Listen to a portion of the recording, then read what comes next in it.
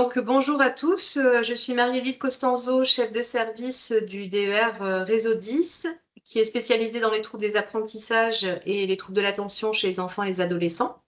Donc, je suis ravie de pouvoir vous présenter aujourd'hui notre dispositif dans le cadre des rendez-vous de la coordination organisée par la FAC Sud. Et nous allons vous présenter à plusieurs voix, donc on est 4 en tout, pour vous donner une vision à la fois globale et très concrète de notre fonctionnement. Donc, je suis accompagnée de Sybille de Queyros, qui est à côté de moi, qui est Bonjour. coordinatrice du parcours sur le Var. Alice Dianon, qui est en rose et qui est coordinatrice sur le pôle de Marseille, Pays d'Aubagne et de l'Étoile. Et Julie Guilhem, qui est solaire aujourd'hui, qui est en jaune, chargée des actions d'information et de sensibilisation. Donc, je vais laisser Julie vous présenter l'association porteuse du dispositif pour commencer. Merci Marie. Bonjour à toutes et à tous. Alors c'était très rapidement, simplement pour contextualiser par rapport à l'association qui porte le dispositif expert Réseau 10. Donc ça s'appelle Neuro10 PACA, cette association. Elle existe depuis plus de 20 ans. Elle a été fondée par un médecin neurologue, le docteur Michel Habib, des hôpitaux de Marseille, qui a passé la majeure partie de son activité à travailler en tant que chercheur déjà sur les troubles du neurodéveloppement et de l'apprentissage, et en tant que médecin aussi avec cette patientèle-là. Et cette association, eh bien, elle a commencé avec Réseau 10. Et puis ensuite, elle a grandi. Et donc, vous le voyez sur ce schéma. Aujourd'hui, elle porte plusieurs dispositifs. Aujourd'hui, on va se focaliser sur Réseau 10. Mais en tout cas, dans les missions de l'asso, il y a la coordination de parcours, le diagnostic, il y a l'accompagnement de ces publics-là, l'accompagnement des professionnels, la recherche, la formation. Et c'est ce que Réseau 10 propose également.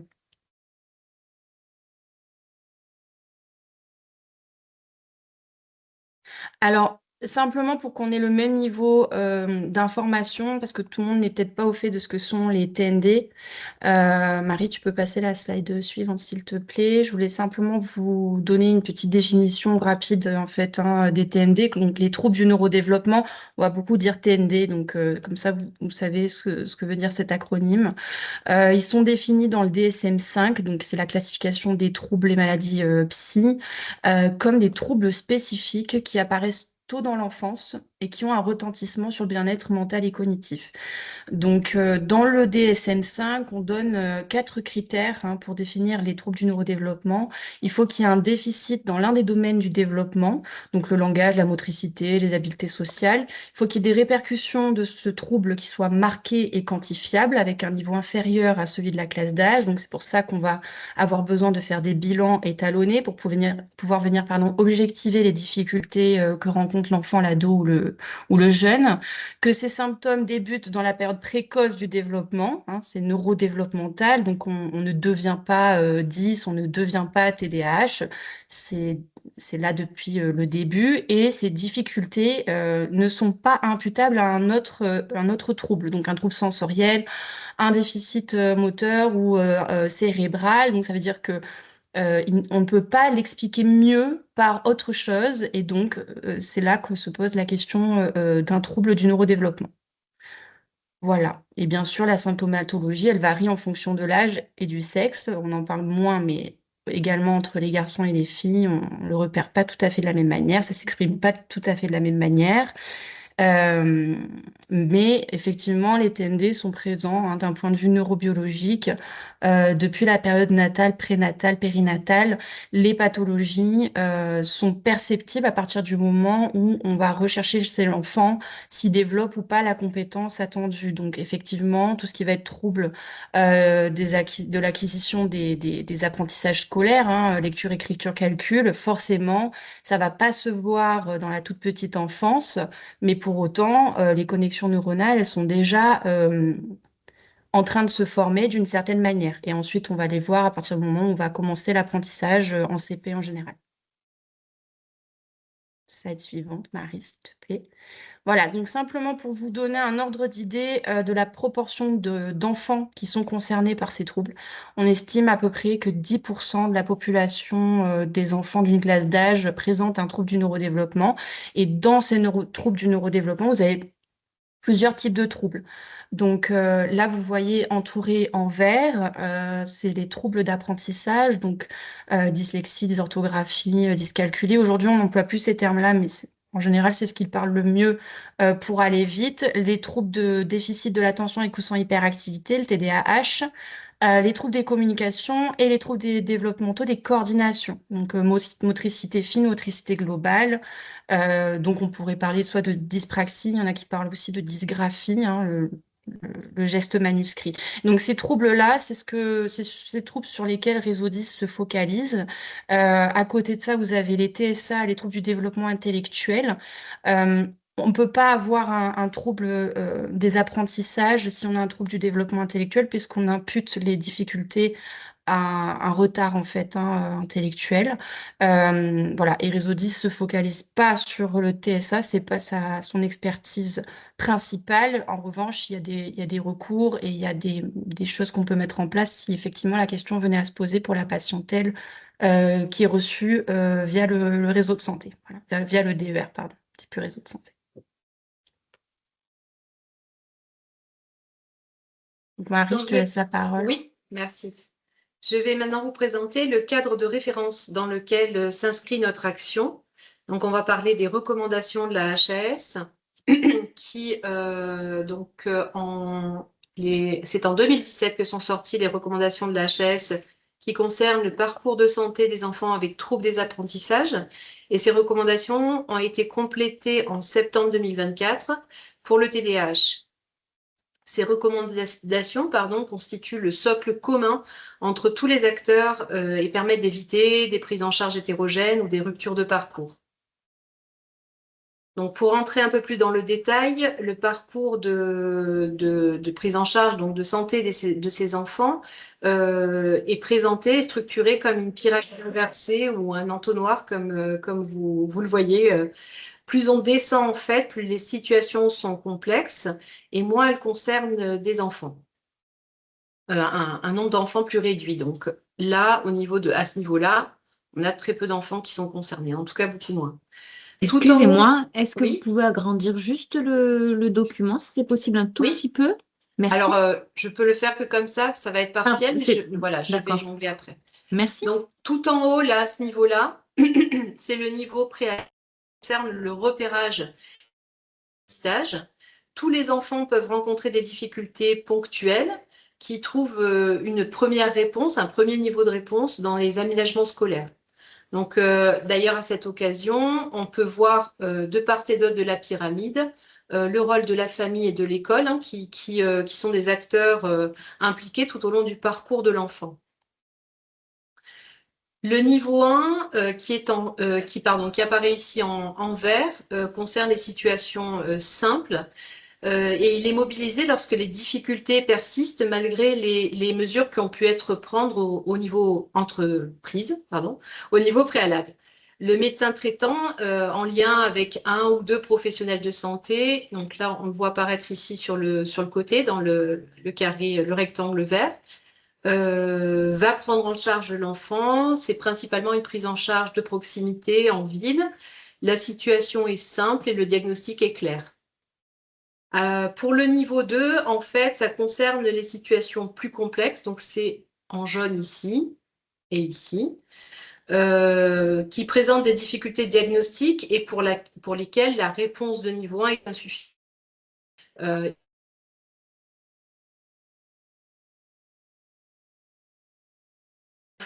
Proposer un diagnostic et définir des préconisations tant thérapeutiques que pédagogiques qui sont adaptées en fait aux difficultés. Et enfin, on va avoir le niveau 3, donc en rouge, qui concerne les situations très complexes et qui mobilise les centres de référence. Donc, je ne sais pas si c'est des acronymes qui vous parlent, mais CRTLA, CRA, CRTDH. Donc, le centre de référence des troubles du langage et des apprentissages, le CRA pour l'autisme et le CRTDH pour le TDAH. qui sont des centres qui sont en train d'être créés et structurés en ce moment même.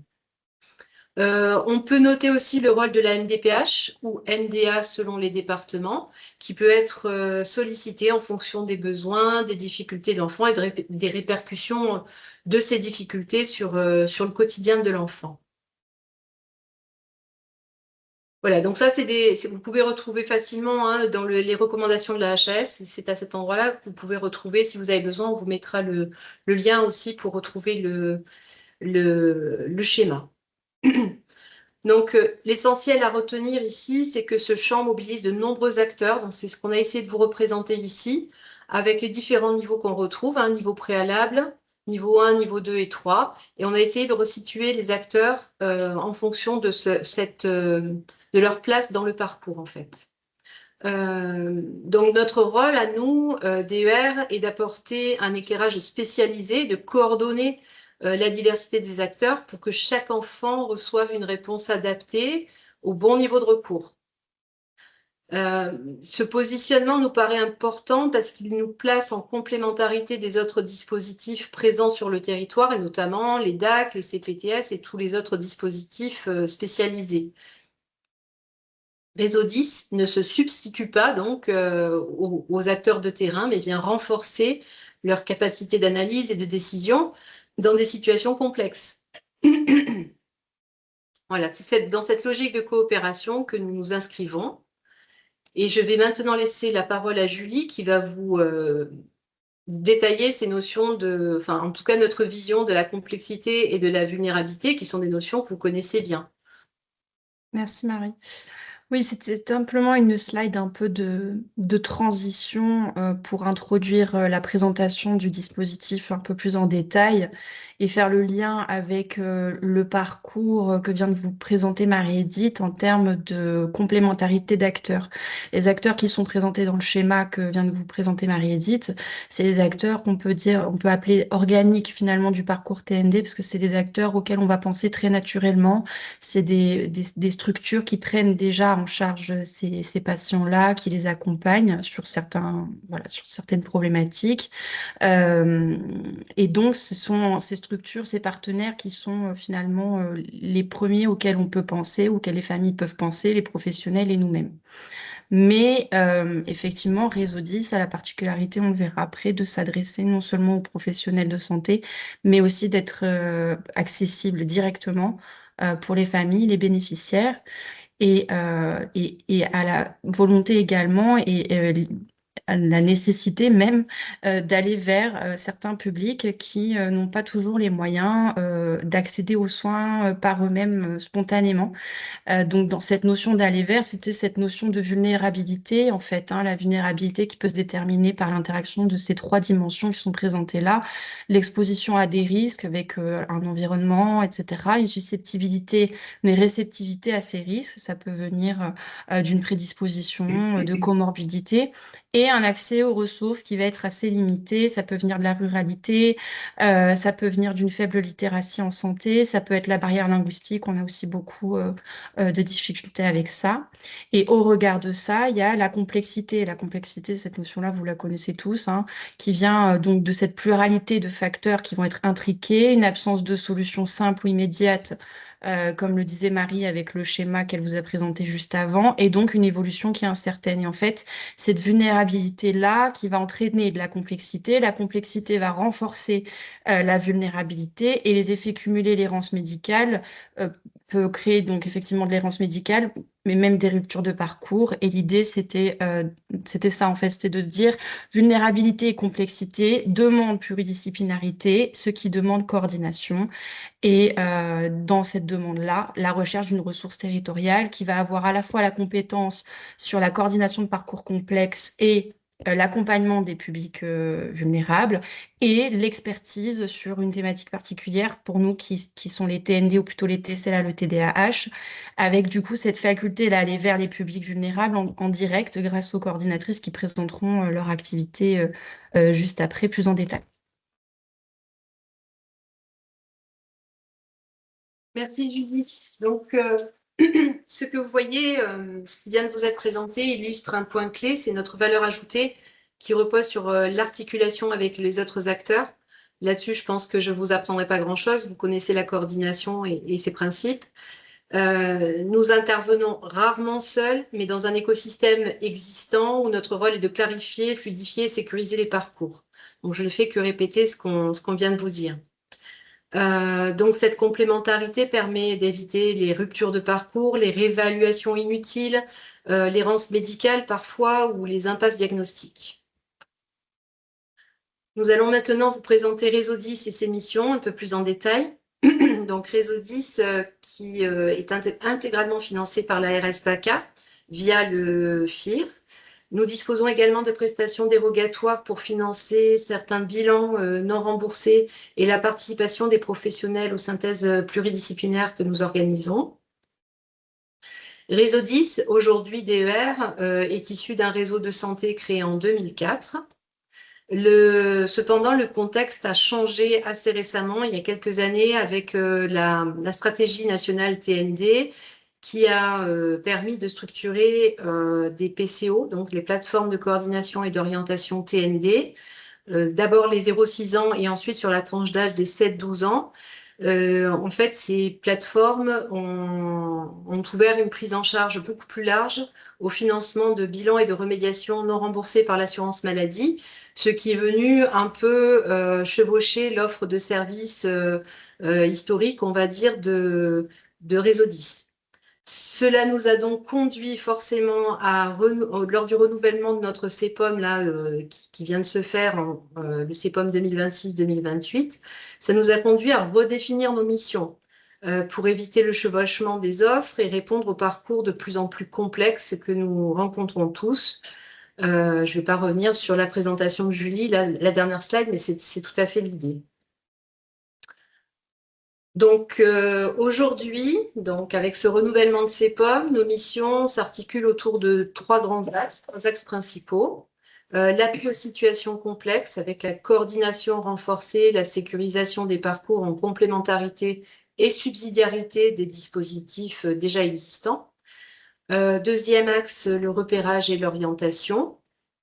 L'objectif étant d'améliorer la lisibilité de l'offre, favoriser l'interconnaissance des acteurs et diffuser les connaissances sur les TND auprès du grand public.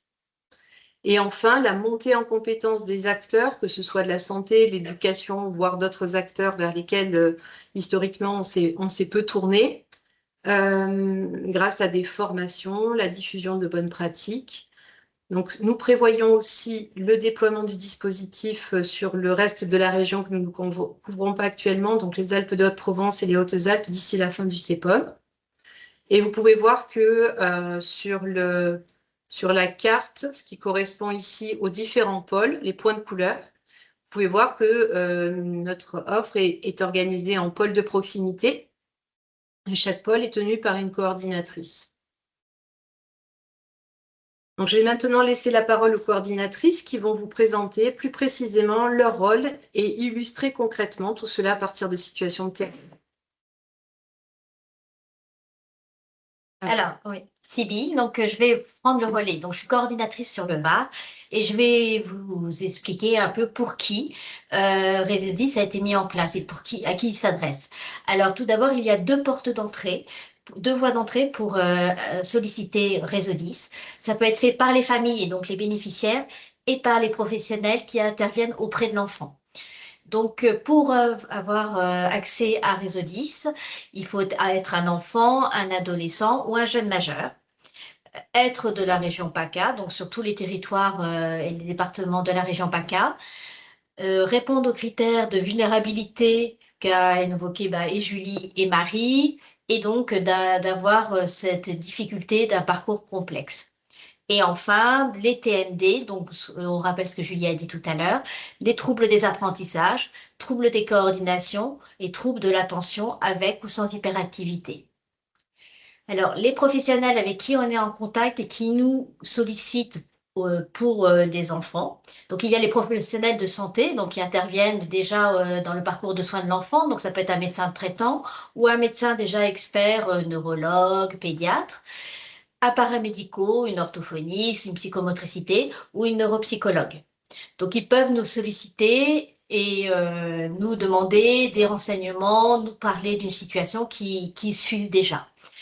Nous intervenons aussi avec les professionnels de l'éducation nationale. Alors, nous sommes en contact avec, ça peut être des directrices d'école, des psychologues de l'éducation nationale qui ont fait des bilans, qui ont vu une situation en observation, qui ont besoin de, voilà, d'aménagement, des enseignants. Il y a des chefs d'établissement, bien sûr, même au lycée. Et on peut avoir aussi maintenant, il y a les PAS, les pôles d'appui à la scolarisation, qui sont des intervenants sur place et avec qui on est énormément en lien puisqu'on travaille autour de l'enfant.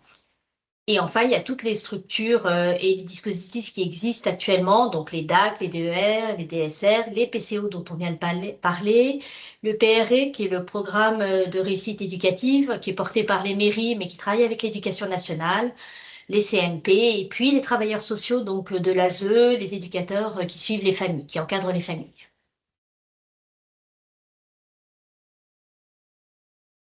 Du coup, je prends le relais. Moi, c'est Alice, je suis donc, Oui. coordinatrice Réseau 10 Marseille. Donc, je vais vous présenter un petit peu nos rôles. Donc, le rôle des coordinatrices dans le parcours de soins, il est multiple et essentiel. On intervient à différentes étapes afin de faciliter l'accompagnement des patients et de leurs familles. Donc, nos missions principales, c'est d'informer les familles et les professionnels en apportant des informations claires sur les troubles, sur les dispositifs existants et les parcours de prise en charge. On vient analyser la primo-demande, donc on évalue la demande initiale afin de proposer une orientation adaptée vers les professionnels ou les structures compétentes ou de réajuster l'orientation si besoin. On appuie aux médecins dans la coordination des soins en facilitant les échanges entre les différents intervenants du parcours de santé et en veillant à ce que le parcours de soins soit cohérent et fluide. On vient en soutien pour les familles dans le parcours de soins pour éviter l'errance médicale. On est là pour les accompagner, les rassurer, guider les familles tout au long des démarches. Et enfin, on vient participer, comme aujourd'hui, à la dynamique du territoire en menant des actions de sensibilisation, et en favorisant le travail en réseau entre les professionnels. Merci Alice. Alors, je reprends la parole. Donc là, je vais vous détailler un parcours type.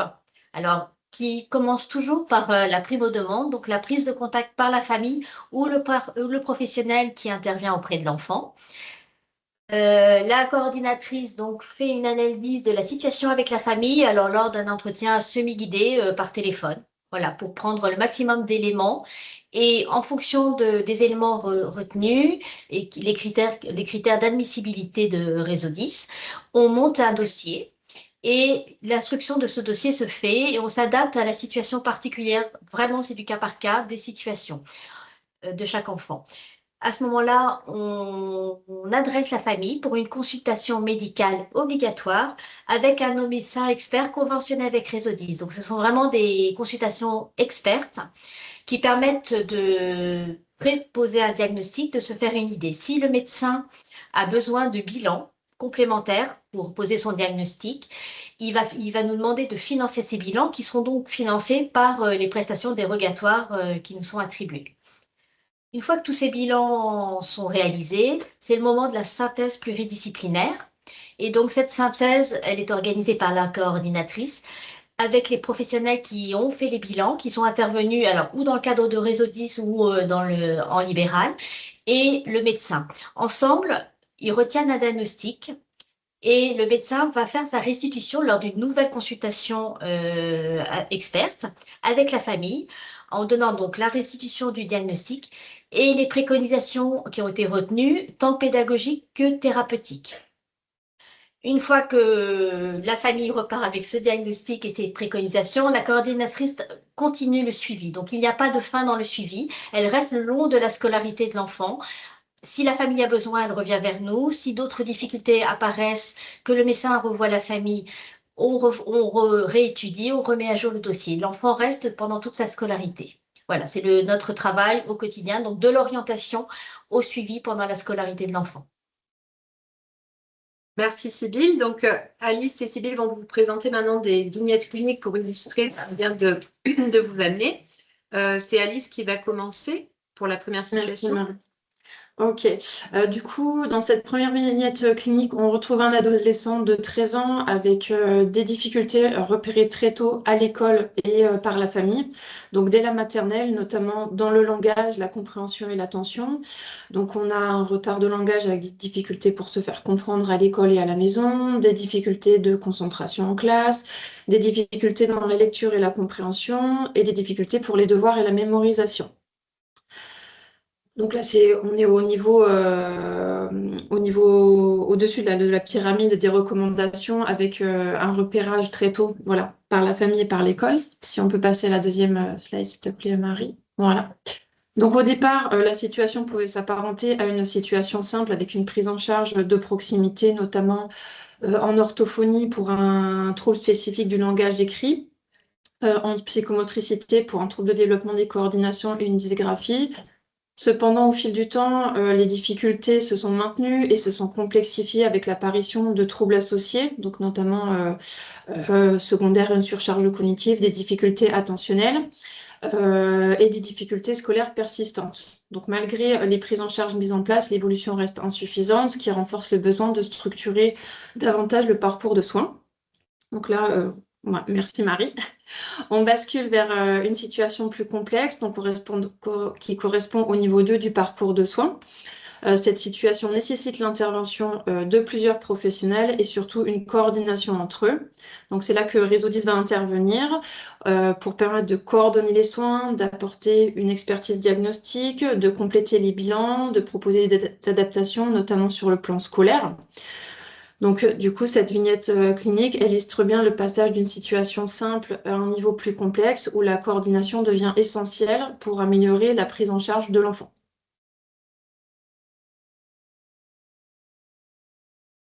Tu as terminé du coup? Merci. On passe. Merci Alice. On passe à la Voilà. deuxième vignette, donc Sybille. Voilà, moi j'ai choisi de vous présenter le cas de Byron, donc qui a 9 ans et qui est en classe de CE2. Donc Byron est un grand prématuré qui a été hospitalisé plus de 4 mois suite à des complications.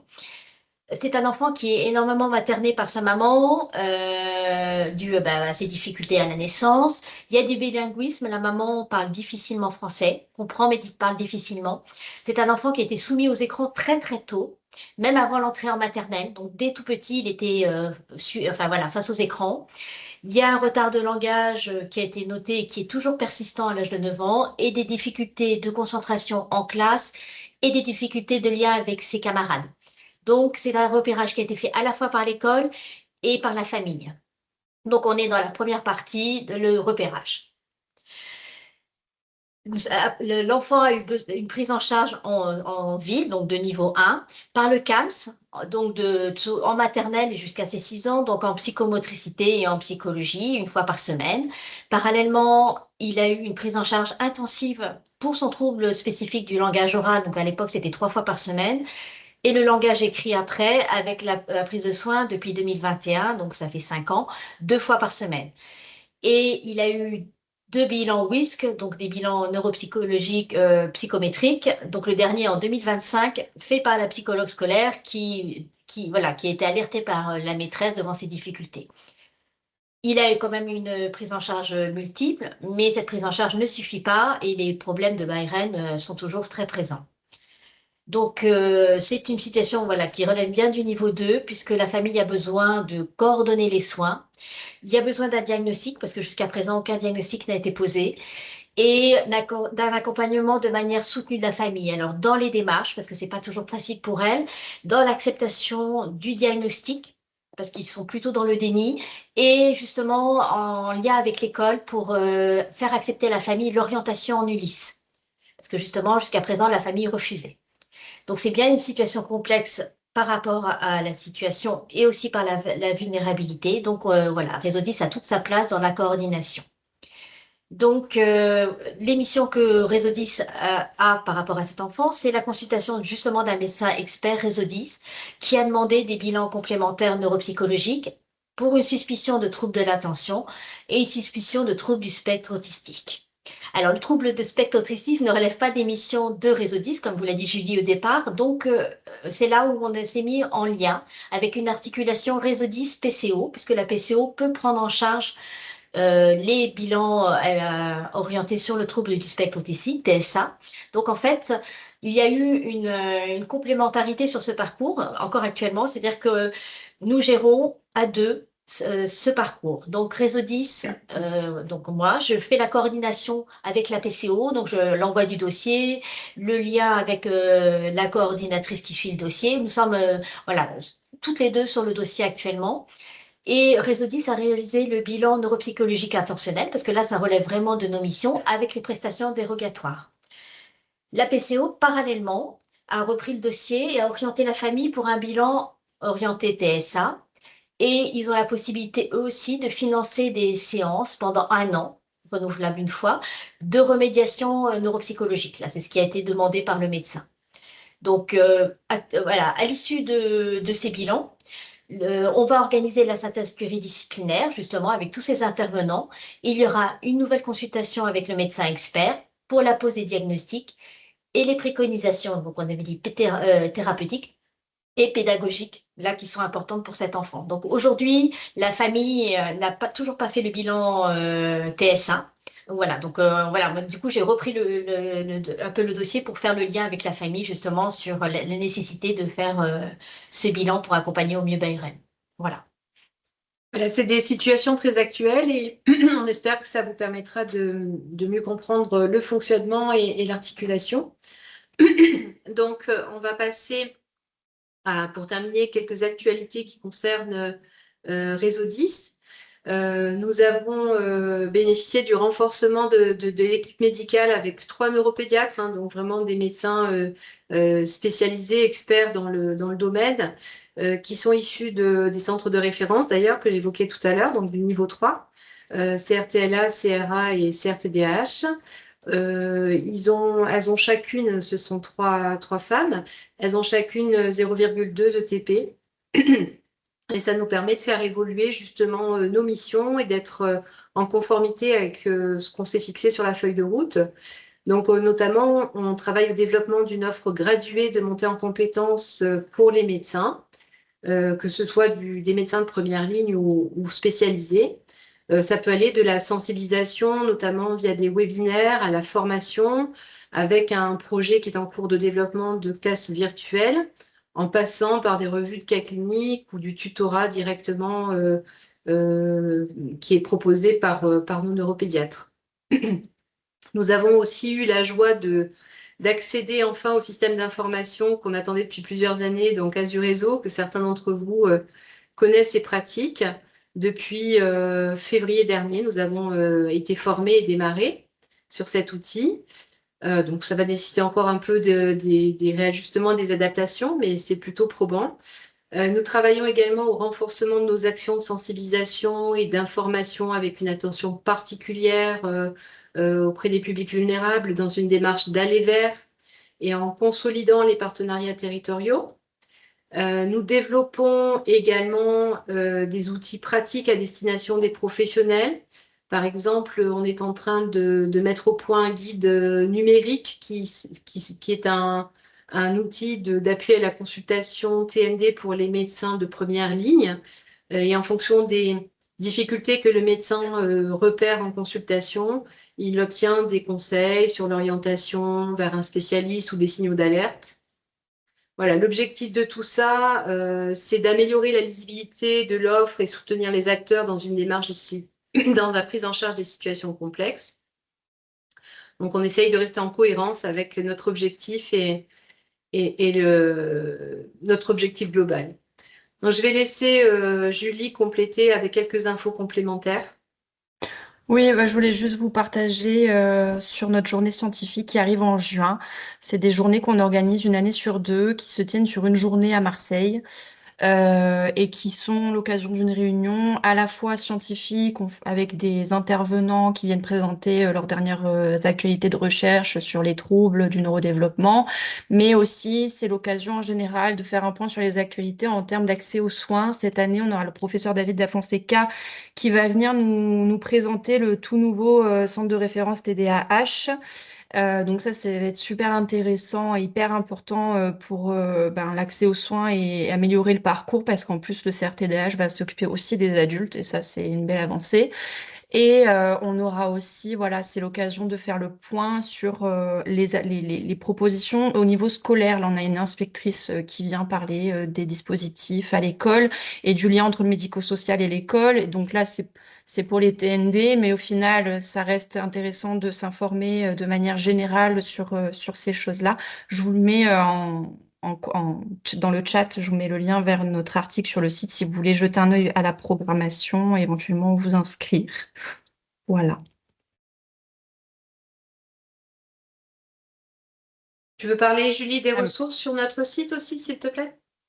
Oui, alors sur le site, vous avez un agenda qui regroupe à la fois ce qui est proposé par tous les acteurs de la région et de France d'ailleurs, et même à l'international. On met un peu ce qui se passe au Québec, au Maroc, etc., en matière de troubles du neurodéveloppement, de cognition, de neuropsy, etc., tout ce qui est de près ou de loin en lien avec les TND, et que ce soit pour les pros, pour les familles. C'est sur l'agenda aussi que je poste tout ce qui va être programmation des webinaires. Donc les webinaires sont à destination soit des médecins. Là, on a une offre avec 3 webinaires purs médecins, justement pour se renforcer un peu pour les médecins de première ligne. Puis il y a des webinaires qui sont ouverts plus largement. Il y a des webinaires dédiés aux orthophonistes, des webinaires tout public. Donc voilà, et on essaie de proposer les replays. Donc tout est là-dessus. Vous avez aussi un espace ressources avec des ressources pareilles pour tous les types de publics, professionnels de santé, de l'éducation et famille, qu'on essaie d'alimenter du mieux qu'on peut, parce que tout ça, c'est les mêmes qui font, donc c'est pas toujours facile d'arriver à l'alimenter très souvent. Et bien sûr, il y a la newsletter trimestrielle qui paraît, sur laquelle vous pouvez vous inscrire sur le site également, où on fait paraître l'actualité de Neurodyspaca plus largement, et un rappel de l'agenda du trimestre à venir, et puis effectivement des actualités un peu saillantes dans le champ du neurodéveloppement. Voilà. Voilà, nous avons terminé. Merci. Donc, nous vous remercions pour votre attention. Merci à Et toutes les quatre. je vais pouvoir arrêter le partage. Voilà. Super, merci. Merci à toutes les quatre pour cette présentation complète. Il y a quelques questions dans le chat, donc on va pouvoir répondre à ces questions-là. N'hésitez pas, si vous en avez, vous pouvez les poser directement dans le chat ou lever la main. Alors, il y a une question sur le 0,5, puisque vous avez évoqué le fait que votre dispositif était en cours d'arriver sur les Alpes, d'Haute-Provence et les Alpes et les Hautes-Alpes, si je ne dis pas de bêtises. Et donc, du coup, en termes de plus-value pour les acteurs du 0,5, pour l'instant, quel est l'intérêt et comment est-ce que vous intervenez sur ce territoire? On intervient assez peu, je dois l'admettre. On essaye de commencer à prendre des contacts, mais on est plus sur une prise de contact, une interconnaissance des dispositifs qui existent. On essaye de se tenir au courant aussi des acteurs mobilisés et des événements qui peuvent s'y dérouler. Je pense que l'ouverture des PCO, notamment 7-12 ans, sur ces deux départements, va permettre aussi de faciliter ce lien et d'envisager une coopération. Pour l'instant, on a très peu de partenaires, donc on essaye de prendre en charge des situations quand elles se présentent, de proposer une solution. C'est toujours notre ligne de conduite, et c'est plutôt la coordinatrice qui est en charge du PIDEX qui répond à ces situations actuellement. Je ne sais pas si ça répond à votre question. Ça a l'air. Est-ce que vous voulez compléter ou c'est bon pour le 0,5? Moi, j'avais juste une petite question. Du coup, comme on appelle la personne du réseau Dex éventuellement, on passe directement par elle ou on passe toujours par quelque chose d'assez central et après vous nous réorientez vers... Non, les coordonnées que vous allez pouvoir trouver sur le site, que ce soit mail ou téléphone, c'est directement les coordinatrices. Donc, Ok. elles disposent d'un téléphone portable et elles ont une adresse mail directe qui vous met en lien avec elles. Après, si vous passez par le secrétariat, donc c'est le secrétariat de l'association, elle peut vous réorienter vers les coordinatrices, mais vous avez directement les coordonnées de chacune. C'est pareil, Julie, s'il y avait des projets à développer, des partenariats, etc., elle peut aussi Elle est directement joignable s'il y a besoin. Je te laisse compléter, Julie. Oui, je vous ai mis dans le chat un lien vers l'espace coordonné du site internet. Vous pouvez cliquer, aller récupérer directement le téléphone et il y a un lien de contact mail. On vous enverra les flyers où il y a tout décrit dessus. Moi, je vais plutôt m'axer sur tout ce qui va être sensibilisation, information. Vous voyez, je m'occupe des webinaires, de la journée scientifique, un peu les formations, voilà, ce genre de choses. Donc, si il y a un projet de cet ordre-là, ça peut être intéressant d'entrer en contact et de travailler là-dessus. C'est pas parce que pour l'instant le territoire est pas couvert de la même manière que les autres départements historiques en fait de Réseau 10, c'est pour ça qu'ils sont moins couverts ceux-là, mais qu'on peut rien faire en fait, au contraire. Et l'idée aussi, c'est de donner à voir ce qui se fait, de diffuser quand même les connaissances sur les TND de manière globale, tous ensemble, et pour préparer aussi le terrain pour éventuellement après venir renforcer l'offre, parce que l'idée, c'est toujours d'agir en complémentarité, en subsidiarité, comme disait Marie-Édith. Et le fait que les PCO arrivent, effectivement, elles vont déjà commencer par elles se faire voir et communiquer sur ce qu'elles peuvent proposer. Et nous, on va venir plutôt compléter l'offre. Donc, du coup, là, je vous mets mon mail dans le chat aussi, si vous voulez. Ça marche, merci. Donc là, actuellement, dans une situation individuelle, dans le 0,5, est-ce qu'on peut vous solliciter ou est-ce qu'on atteint en fait le déploiement du dispositif? Si vous n'avez pas d'autres solutions pour l'enfant ou l'adolescent si vous avez éliminé les solutions existantes sur le territoire et qu'en effet vous retrouvez face à un blocage, vous pouvez contacter la coordinatrice du Pays d'Aix et on essaiera de trouver une solution, à construire une solution ensemble. C'est déjà arrivé, c'est pas quelque chose de fréquent.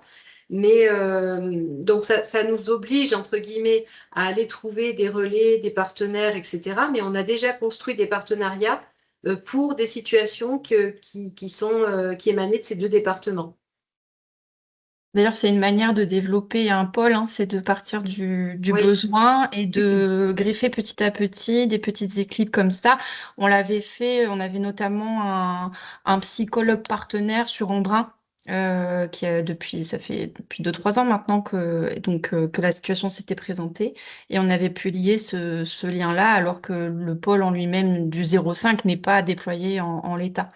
Voilà, que c'était pas forcément la demande non plus à l'époque. On a trouvé des solutions, quoi. Merci. Je fais le lien avec une question, combien il y a de coordinateurs par territoire?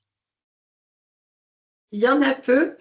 Donc, il y a 2 coordinatrices à mi-temps pour les Alpes-Maritimes. Donc, ça fait un temps plein. Une coordinatrice pour le Var. Nous avons une coordinatrice pour le Vaucluse et qui s'occupe aussi de l'Est, Nord-Est Bouches-du-Rhône, c'est-à-dire Pays d'Arles et Salon de Provence. Et ensuite, nous avons 2 coordinatrices qui couvrent les Bouches-du-Rhône. Donc, c'est aussi en lien avec la population, hein, la démographie. Donc, une coordinatrice qui est avec nous, c'est Alice, qui est sur Marseille, Pays d'Aubagne et de l'Étoile, qui va jusqu'à l'étang de Berre, plus ou moins. Tu pourras compléter, Alice, et jusqu'à la limite du Var. Et on a Elsa sur le Pays d'Aix et qui est a priori en charge du 04 et 05. Alice, tu veux dire un petit peu quelles sont tes délimitations d'intervention? Oui, donc moi, majorité Marseille, je peux remonter jusqu'à la Ciotat, donc on peut être en collaboration du coup aussi avec Sibylle sur cette partie du territoire. Et après, Côte-Bleue jusqu'à Martigues. Après, de temps en temps, je peux aussi recevoir des familles de salons qui ont les consultations médicales sur Marseille. Donc c'est vrai que cette délimitation Martigues, Salon de Provence, selon les situations, ça peut être Magali sur le Vaucluse, Elsa sur le Pays d'Aix ou moi sur Marseille. Après, ça dépend des situations. Il y a des situations qui sont plus urgentes que d'autres. Donc après, voilà, on fait au mieux aussi pour C'est les ça. familles. En fonction, voilà, exactement, en fonction des possibilités, des ressources médicales, du territoire, etc. Les frontières sont pas poreuses entre l'école, en fait, et elles communiquent aussi entre elles. Et une famille, par exemple, du Var pourrait être prise en charge à Cannes si les éléments, c'est plus favorable pour elle de le faire comme ça, ou c'est plus pratique. Elle peut être en demande aussi que ça se passe comme ça. En fait, l'équipe de Réseau 10 intervient sur la totalité de la région avec une territorialité définie, mais qui bouge. Mais en tout cas, vous êtes en C'est ça, capacité et vous essayez de répondre à toutes les demandes, qu'importe le territoire. exactement. Et du coup, ça fait le lien avec une deuxième question par rapport aux visites à domicile. Alice, vous parliez tout à l'heure de recevoir les familles. Est-ce qu'à l'inverse, vous êtes en capacité de faire de la visite à domicile pour des gens qui ne se déplacent pas forcément? Ça s'est jamais présenté jusqu'à aujourd'hui. Pourquoi pas? C'est vrai que je sais qu'il y a des DAC qui le font, par exemple. Donc, c'est quelque chose qui existe, qu'on n'a pas développé du tout, qui pourrait être, pourquoi pas, construit. Mais voilà, ça nécessiterait peut-être de travailler avec un DAC et de voir comment construire ce projet-là. C'est le plus souvent quand même la prise de contact famille coordinatrice. Dans la majeure partie des cas, c'est généralement par mail ou par téléphone ensuite avec l'entretien. Mais il y a aussi une organisation qui est un petit peu différente sur le pays d'Aix parce que la coordinatrice est hébergée à l'hôpital, est domiciliée à l'hôpital d'Aix. Du coup, elle a beaucoup plus souvent l'occasion que ses collègues de recevoir les familles en présentiel. Mais il n'y a jamais eu d'intervention à domicile, en tout cas jusqu'à aujourd'hui. Mais on se le note et on pourrait y réfléchir. Après, la demande ne s'est jamais présentée non plus, hein. Je pense que le fait d'avoir effectivement des acteurs des DAC là en face de vous, c'est toute cette notion dont tu parlais, Julie, tout à l'heure, hein, entre vulnérabilité et complexité.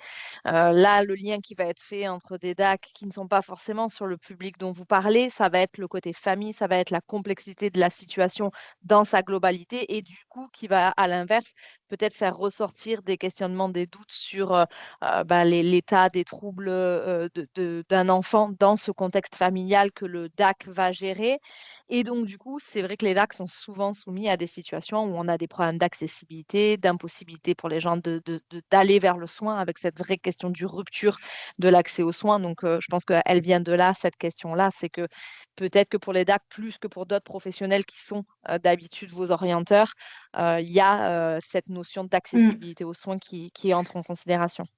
Mais je pense que ça va faire partie aussi, enfin, je pense, Marie, tu me corriges ou tu complètes, mais ça fait partie des sujets sur lesquels il faut avancer aussi dans ce que je disais par rapport aux partenaires un peu organiques du parcours, ceux un peu naturels auxquels on pense comme ça tout de suite, et ceux qui sont censés et qui vont se greffer petit à petit et qu'on va nous aussi identifier petit à petit parce que nous, la particularité, c'est que nos patients, enfants, ados, jeunes majeurs, c'est pas eux qui nous appellent, c'est les parents. Donc, ceux qu'on accompagne, c'est les parents. On accompagne l'enfant à travers les parents. Toutes les décisions sont prises par les parents, toutes les démarches sont faites par les parents. Donc, ça veut dire que tout ce qui concerne la situation du parent ou des parents va impacter la situation de l'enfant. Et là, il y a un levier sur lequel, effectivement, à la base, c'est pas notre compétence, hein, clairement, c'est l'accompagnement des parents, puisque nous, la compétence, c'est les TND. Mais si le parent a une problématique qui n'est pas de notre expertise, on va être un peu embêté pour l'accompagner et ça va venir entraver le parcours de l'enfant. Et ça s'est déjà vu, hein, des parents qui contactent, ils demandent le dossier, 2 ans après, ils reviennent avec un dossier complet. 2 ans. Bien C'est sûr. passé 2 ans.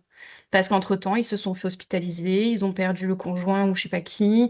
Il y a eu plein de choses et en fait, c'est eux qui sont très embêtés dans leur vie, qui ne peuvent du coup pas accompagner leur enfant.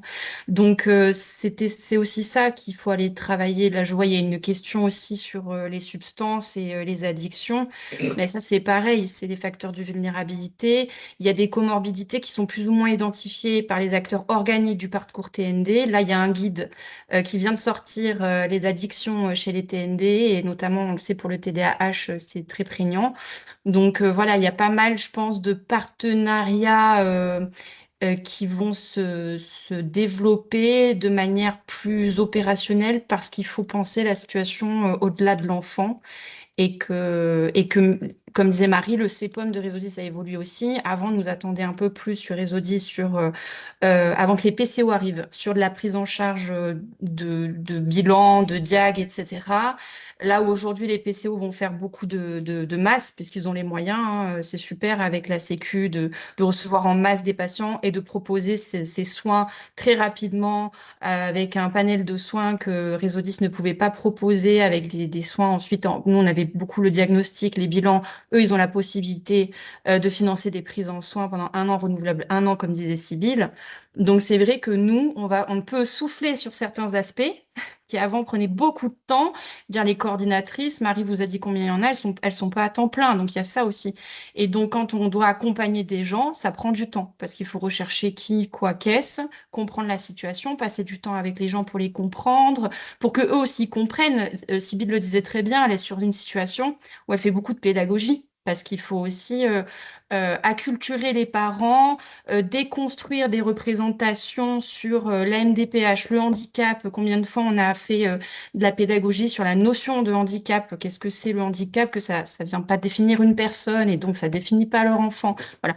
Donc toutes ces notions-là qui vont pouvoir être plus investies parce qu'on va pouvoir...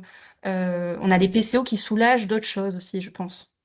Après, c'est vrai qu'en ayant une équipe très resserrée, c'est compliqué d'imaginer qu'une coordinatrice, je prends l'exemple du Var parce que je l'ai à côté de moi, mais puisse aller sur l'ensemble du département. C'est pareil, on est sollicité sur des équipes éducatives, donc assister à des réunions à l'école et bien entendu que ce serait idéalement, c'est ce qu'il faudrait faire.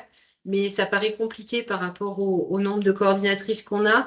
Et je pense que ce qu'il faut qu'on arrive à travailler, c'est en effet ce aller vers. C'est tout à fait en adéquation avec nos valeurs et avec ce qu'on a envie de développer. Mais par contre, s'appuyer, être en relais et trouver des personnes ressources et des dispositifs ressources sur le territoire et notamment sans doute s'appuyer davantage sur les DAC. Il faut qu'on arrive à développer ça et développer des partenariats typiquement avec ASMA ou Arca Sud, etc. C'est des choses qu'on doit encore travailler et je pense que on va pouvoir peut-être davantage le faire sur ce CEPOM parce que justement avec l'arrivée des PCO, on devrait être moins sur une quantité de situations individuelles, plus sur les situations les plus complexes et donc trouver des ressources et des relais existants sur le territoire et pouvoir s'appuyer, travailler main dans la main en fait.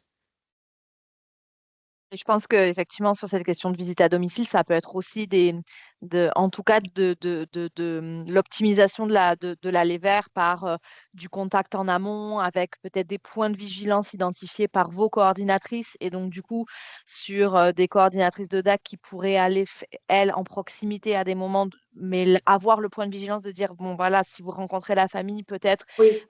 si vous avez ce doute-là, etc., pointer ou vérifier ça peut être aussi ce genre d'éléments-là qu'on peut mettre en avant. Donc, c'est plutôt intéressant. Tu parlais tout à l'heure de Marie-Édith que vous avez accès maintenant à Azure Réseau et tu me disais que vous aviez déjà vu qu'il y avait des situations voilà, dans le cercle de soins Commune, où, ouais, avec certains DAC, ouais. donc ça va Notamment, pouvoir je aider aussi. crois, le DAC Azur qui est sur les Alpes-Maritimes. Je crois que les deux situations, c'était deux situations différentes, mais partagées avec un ou deux DAC des Alpes-Maritimes. Donc, ça permet aussi de prendre conscience qu'il y a d'autres acteurs qui interviennent sur la situation et que on peut se soutenir, s'appuyer en fonction de ses compétences, ses propres compétences et ses propres possibilités. On a une dernière question par rapport à des actions en faveur des familles, des aidants épuisés. Est-ce que ça, c'est quelque chose qui entre dans votre champ d'intervention? Moi, Oui, je vas-y. dirais que les familles et les aidants, c'est quelque chose qui est très... Ce sont des sujets qui sont bien accompagnés par les associations de familles, en fait, dans notre champ, en tout cas. Je pense que c'est le cas partout parce qu'ils savent ce que c'est. Ils ont trouvé beaucoup de solutions par eux-mêmes et voilà, c'est leur mission de venir en aide aux autres familles et aux autres parents. Nous, on a la chance sur les les 10, d'avoir la FF10, la Fédération française des 10, qui a tout un réseau d'associations de familles. Donc, il y a des territoires qui sont plus ou moins dotés d'associations. Donc, c'est une des réponses en fait qu'on peut apporter, c'est d'orienter vers ces associations de familles qui ont des bénévoles, qui ont du temps en fait, qui proposent des cafés parents, des cafés aidants sur ces thématiques-là, et qui du coup vont pouvoir accompagner sur ces questionnements-là en fait. Marie, tu veux compléter? Non, c'est ça, c'est s'appuyer sur des solutions existantes aussi. Je pensais aussi au DAPV, par exemple, qui peut aussi avoir une vision globale de la situation de la famille et qui peut être très soutenant. Donc, c'est ça, encore une fois, on ne peut pas tout faire, on ne sait pas tout faire, on a une expertise dans un champ assez restreint malgré tout, et du coup, on essaye de trouver des relais sur le territoire.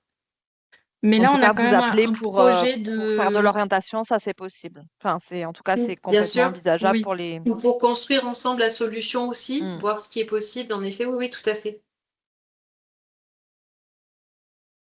Excuse-moi, Julie, je t'ai coupé. Non, pardon, c'est moi. C'était juste pour dire que là, par rapport justement à cette évolution du CEPOM, il y a un projet de rencontre avec les familles qui est en train de se mettre en place.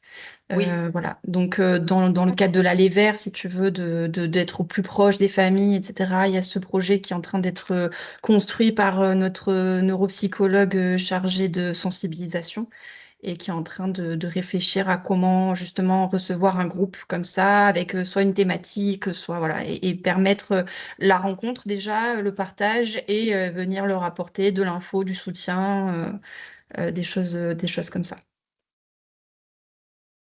Très bien. Mais écoutez, 14h03, s'il n'y a pas d'autres questions, on va pouvoir terminer.